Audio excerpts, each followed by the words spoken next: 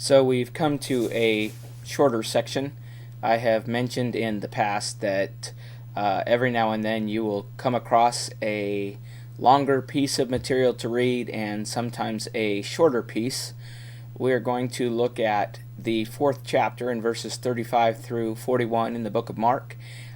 There are a great many lessons that can be learned from this. There are a great many jumping off points as far as discussion points. Again, for purposes of this particular study, we are just going to keep it very simple and very tight as far as what's specifically in without using those as jumping points to make other points and use other pieces of scripture. As always, we will begin by reading the text that is shown. On the same day, when evening had come, he said to them, "Let us cross over to the other side." Now when they had left the multitude, they took him along in the boat, as he was, and other little boats were also with him. And a great windstorm arose, and the great waves beat into the boat, so that it was already filling. But he was in the stern, asleep on a pillow. And they awoke him, and said to him, "Teacher, do you not care that we are perishing?" Then he arose, and rebuked the wind, and said to the sea, "Peace, be still." And the wind ceased, and there was a great calm. But he said to them, "Why are you so fearful? How is it that you have no faith?" And they feared exceedingly, and said to one another, "Who can this be, that even the wind and the sea obey him?" So as we go through, we'll start reading or looking at just the first couple of verses. On the same day when evening had come, he said to them, "Let us cross over to the other side." When they had left the multitude, they took him along in the boat as he was, and other little boats were also with him. The phrase "on the same day" most likely refers to the same day that he had just spoken the parables to them. So we know that he has been doing a great deal of teaching to the disciples and to all those that are willing to listen. And so the idea of the same day also would indicate that it's probably been a long day. He's probably exerted a lot of effort and energy as he has done his teaching. And so he's tired at this point, and he wants to go to the other side of the sea to get away from the large crowds. He wants an opportunity to rest.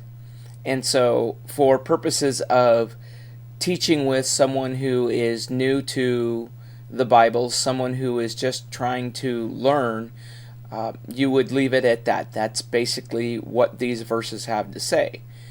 If you wanted to put greater emphasis on various things, if you wanted to dig deeper, if you were in a different type of study, either with a Bible class or more mature Christians or on your own, the idea of Jesus getting tired, you could go into the idea and study the idea that Jesus was in fact fully man.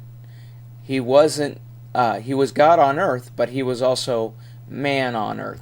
And so as a man, he would experience the same situation that any one of us would experience if we've had a long day, if we're ready to take a break.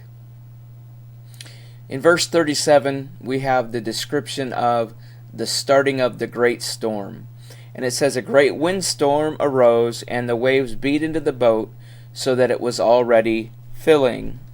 And so we're looking now at the danger that's coming into play on this particular situation. And in some translations, the phrase is used immediately, or it just happened. Suddenly a great windstorm arose, depending on the translation. And the point I believe that they're trying to make, or that translation makes, is that this wasn't something that happened gradually, but they started out on a calm sea, and suddenly things changed. Things like this were common on the Sea of Galilee, but they weren't necessarily common at night. And so we should understand that they weren't expecting to be in a situation of danger. They weren't expecting this to be the time of day where one of these, we call them pop-up storms in today's modern terms, where one of these pop-up storms might occur. That wasn't something in their thinking. And then we see that the waves were beginning to fill the boat. So we understand that this truly is a situation where one would be afraid. One would be concerned. Certainly, those of them that were fishermen would probably understand lives that had probably been lost in the sea when these great storms had arisen, or maybe they had experienced trying to navigate through some of these situations themselves. And so we need to appreciate the fact that fear that came upon the people in the boat is probably a natural reaction that if we were in that same position, we would have as well. And again, if you wanted to take this off into other talking points, many times people will take this analogy of a great windstorm and they will talk about storms in our lives. They will talk about difficult situations, things that happen suddenly that can put us into danger, and certainly there is plenty that we can learn from that concept as well. And there is plenty of things that we can teach to others as well about when storms suddenly arise in our lives. For purposes of our study and for purposes of dealing with somebody, again, new to the scriptures, we would simply address it as it was before, that these men are in the middle of a pop-up storm. They are in grave danger as they feel the boat beginning to fill. In verse 38 we read, "But he," speaking of Jesus, "was in the stern asleep, and they awoke him and said to him, 'Do you not care that we are perishing?'" And so we can kind of think of the idea that Jesus at this time has not even been woken up by the storm. He's down below, he's resting, and the sound of the waves and the excitement that's taking place are not enough to wake him up. And so his followers come down and they ask him a question that, don't you care that we're perishing? Don't you care that we're in danger? Jesus is simply sleeping after a long day of preaching. And it's interesting to note the disciples here are questioning Jesus' concern for them. They've seen everything that he's done in the past. They've seen other things. And we would often wonder if someone were to sleep through a crisis today, if there was danger happening and we felt that we were in peril and we saw somebody sleeping, again, human nature, we would probably do the same thing. We would probably wake them up and ask them, "Hey, what are you doing? Aren't you concerned that we are in trouble?" And so there's also a phrase here. He says that the phrase that we are in trouble, in our modern way of thinking, when that comes up, we would think, okay, we includes Jesus. We includes the one being spoken to. And so, don't you care that we are perishing or in trouble? Not only is the situation maybe in our way of thinking today that they are talking about just themselves, but in man's way of thinking today, they may also be thinking that you're included in this particular situation. And so there's talking points really from both those directions as well. What they've really done in this particular situation is they showed a lack of faith in Jesus despite everything that he had done earlier in the day. They had showed a lack of trust in his care and concern for them by asking him, "Don't you care?" In verse 39, we're going to see that the storm ceases, that all of this danger suddenly passes away. Then he arose, and he rebuked the wind, and he said to the sea, "Peace, be still." And the wind ceased, and there was great calm. And so the first word to look at is the term, it doesn't say he just spoke to the wind, but he uses the term he rebuked the wind. And one of the definitions that you'll find for rebuke is to restrain or to calm. And that here is exactly what Jesus has done.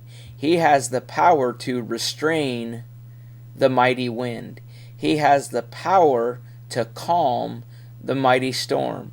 He has the power to turn the great waves into a calm sea. And so we need to recognize and we need to emphasize the amazing power that Jesus Christ had in that he could overcome nature. We understand, or if we've been in storms, our typical situation would be that storms tend to die out gradually. The wind will slowly calm, it'll get slower and slower. The rain will slowly begin to dissipate if there's rain. It won't just stop altogether. And with the waves, it would take time for them to slow down and calm as well once the wind has stopped. In this particular case, there was no waiting period. There was no gradual time taking place. This was Jesus spoke and it happened immediately. In verse 40, after he has rebuked the winds and the storm and the sea, he then rebukes the disciples. He rebukes his followers. And he said to them, "Why are you so fearful? How is it that you have no faith?" And at first glance, we might think, wow, that seems kind of harsh. Because we might think, if I were in the boat, I'd probably be pretty fearful too. I would probably be afraid. It's easy to look at and to see Jesus scolding the people, and if we don't put ourselves in that situation, it'd be very easy for us to say, see, they just didn't have any faith. But if you stop and you take the time to put yourself in that situation, what you might have done in that particular situation, it's probably not a whole lot different than what those disciples did. In this particular case, we have the word rebuke being used to describe what's been said, and I say he rebuked them. This says he said to them, but another definition for rebuke is to chide or to reprove, to reprimand for a fault, or to check by reproof. And he is chiding or reproving his disciples. That's the whole point behind the question, how is it that you have no faith? We need to understand faith is the exact opposite of fear. Faith says, no matter what happens, I'm going to be okay. Fear says, with what's happening, I'm probably not going to be okay. Or I don't think I'm going to be okay. And so Jesus scolds his disciples for their doubt. Scolds them for not recognizing that he has said, let's go to the other side. They are with him, and they doubt or fear whether or not they're able to do what it is that he planned to do. And it's interesting to note, and we can point out as we study here, that the storm didn't bother Jesus. He was able to sleep through that particular situation and get his rest. What really bothers Jesus is the fact that they lacked faith. That was a concern for Jesus. And so this section is summed up with the phrase, and they feared exceedingly and said to one another, what manner of man is this, that even the wind and the sea obey him? And this was not fear of the storm, as it was calm. First it says they were afraid. Now they're exceedingly afraid. But this is a reverential awe, a fear at the power of Jesus.